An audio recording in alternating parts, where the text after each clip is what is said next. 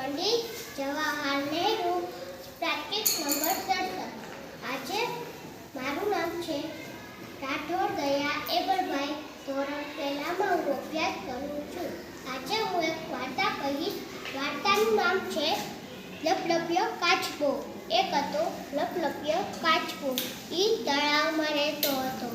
અને હંસ એના માનસરોવરમાં રહેતા હતા અને એક દિવસ માનસરોવરમાંથી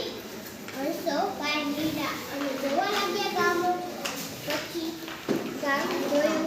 કે તળાવ ક્યાં છે તળાવ અને એક તળાવમાં કાચબો રહેતો હતો લપલપ્યો કાચબો રહેતો હતો એ લપલપ્યા કાચબાની નજરમાં હંસો ગયા લપલપ્યા કાચબો હંસો બધાય લપલપ્યા કાચબાનું પાણી પીવા લાગ્યા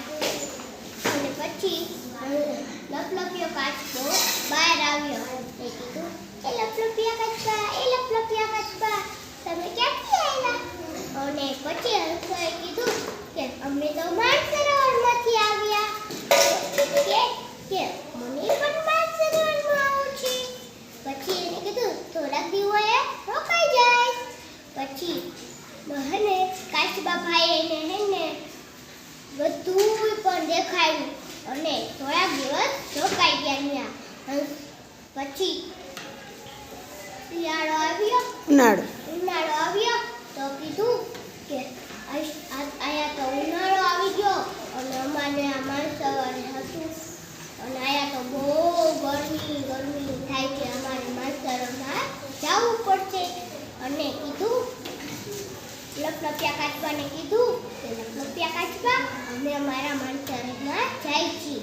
અને પછી લપલપ્યા કાચબાએ કીધું કે તમે તમારા માનસરોવરમાં જજો અને મને અહીંયા એકલાને ગરમી થાય છે તો મને પણ તમારી સાથે લઈ જાઓ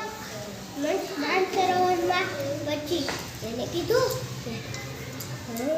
કાચબા ભાઈને કેમ લઈ જવા પણ આપણા માનસરોવરમાં પછી એક હંસાએ ઉપાય કર્યો પછી એને એક લાકડી દીધી અને એને કીધું કે જો તું વચ્ચેથી પકડ અમે ચાંચેથી પકડી અને પછી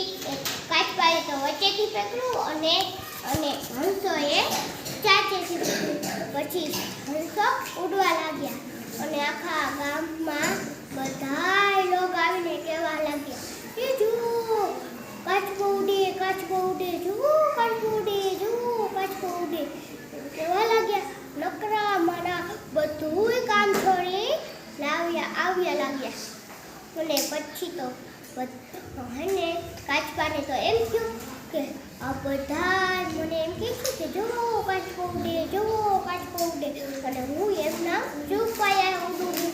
મારે કાંક બોલવું પડશે પછી કાચબો હને બોલવા ગયો ને તો એ હેઠે પડી ગયો ધરીને નાણાનો અને બધાય કહેવા લાગ્યા એ કાચબો પડી ગયો પછી તો બધાએ એનું કામ કરવા માંડ્યા